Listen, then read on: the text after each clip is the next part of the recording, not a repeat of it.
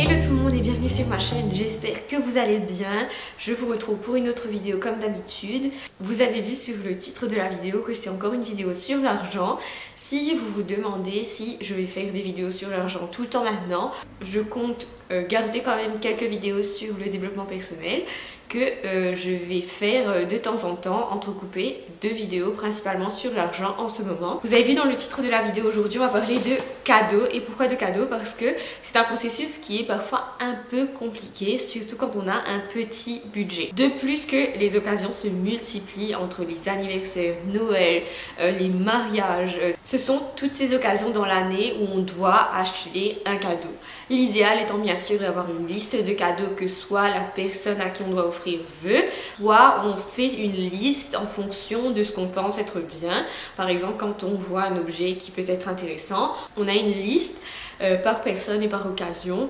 Le premier principe que je vous invite à suivre pour faire des cadeaux avec un petit budget, c'est de ne pas croire que parce que la personne vous offre un cadeau cher, qu'il faut rendre l'appareil en offrant un cadeau du même prix, en étant sous pression de le faire. Une personne ne vous offre pas un cadeau parce qu'il espère en retour un cadeau de la même valeur. Réalisez que ce qui fera plaisir à la personne, c'est l'intention et non pas le cadeau. Et deuxième chose, sachez comprendre que entre faire un cadeau qui coûte pas cher et faire un cadeau cheap, il y a une grosse différence. Un cadeau cheap, bon marché, ça peut être un cadeau qui va compromettre la qualité. Pour les cadeaux spécifiques, on va commencer pour les cadeaux qui sont entre amoureux, c'est-à-dire les cadeaux de Saint-Valentin, les cadeaux pour les anniversaires de couple, et etc., etc. Je sais que ça peut être tentant d'offrir un gros cadeau qui coûte cher à son amoureux ou à son amoureuse, mais il faut se rendre compte que ce cadeau-là n'existera plus dans quelques années. Or, je pense que la plupart des gens ont quand même envie que leur cadeau reste. Je trouve que c'est plus intéressant d'offrir un cadeau qui a été, on va dire, fait maison, dans le sens où ce cadeau va compacter des souvenirs et des pensées. Je trouve qu'il y a plein d'idées de nos jours pour faire ce type de cadeau là où justement vous allez faire des albums photos, des petits messages, des espèces de calendrier de l'avent, enfin un calendrier de l'avent adapté à l'anniversaire. Il y a tout plein d'idées, notamment sur Pinterest. C'est un cadeau personnalisé qui va durer et qui se concentre sur l'émotion et sur l'importance de l'événement plus que sur la valeur du cadeau. Bien sûr, pour les cadeaux pour les autres gens, il vaut mieux les acheter en gros, en solde. Quand il y a des promos du type acheter deux nanana, vous pouvez avoir un troisième gratuit. Ça, c'est des bonnes affaires en fait. On pense trop peu souvent à acheter ces cadeaux tout au long de l'année, quitte à offrir le même cadeau à différentes personnes. Ce qui est sympa quand on a un petit budget, c'est de construire des espèces de kits.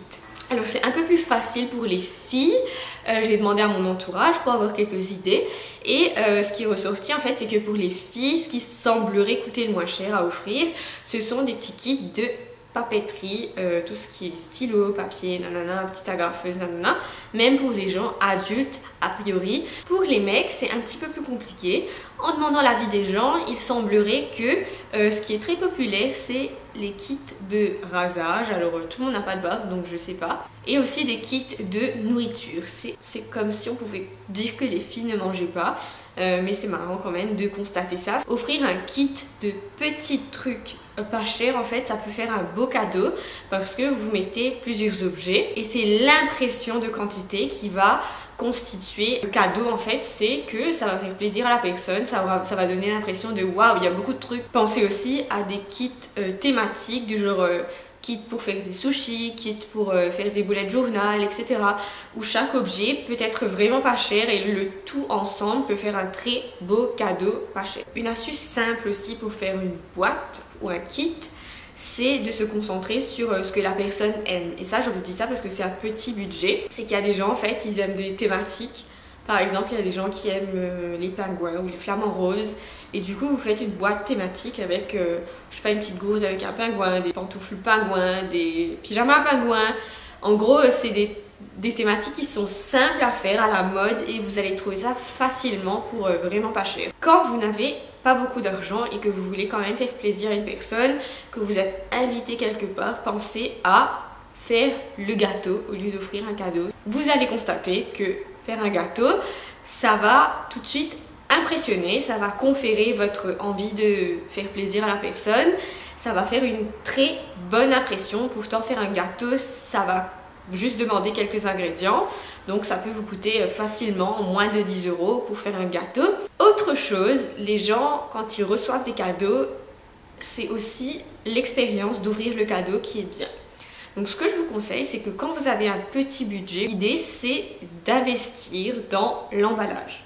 Parce que ça va optimiser l'ouverture du cadeau. Apprendre à faire des beaux emballages, encore une fois Pinterest, des beaux rubans, quitte à mettre des petits confettis dans le paquet, ou de la mousse, ou quelque chose qui va vraiment améliorer l'expérience pour que la personne, quand elle voit déjà l'emballage, elle fasse « Waouh, c'est trop beau !» Une autre astuce qui n'est pas tellement pratiquée, c'est d'offrir aux gens quelque chose que vous avez reçu mais que vous n'avez pas aimé.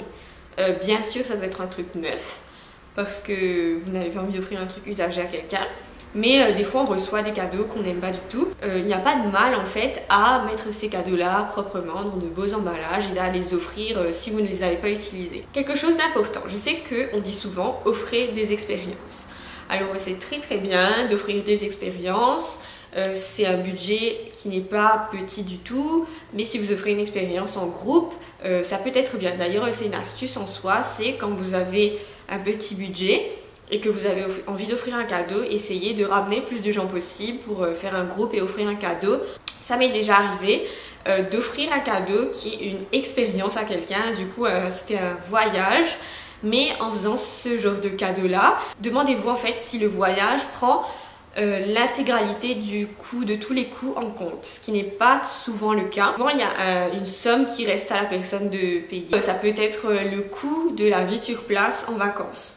Et ça en fait, si vous n'avez pas demandé ou si vous ne savez pas que la personne pourra assumer les coûts.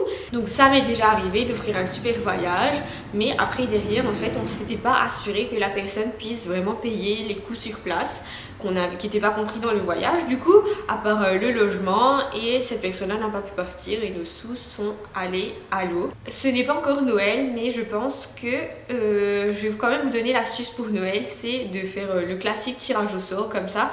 Personne ne doit offrir 12 000 cadeaux à 12 000 personnes qui viennent. En fait, on fixe un budget et ensuite on fait un tirage au sort pour que chacun donne un seul cadeau avec ce budget maximum là. Je sais qu'il y a des gens qui sont très attachés aux traditions, mais les traditions ne vous aident pas à garder vos sous. Et pour Noël, je vous conseille aussi d'éduquer les enfants de sorte à ce qu'eux aussi participent au tirage au sort ou à un deuxième tirage au sort pour que ils puissent avoir un tout petit budget, qu'ils puissent choisir un cadeau pour quelqu'un.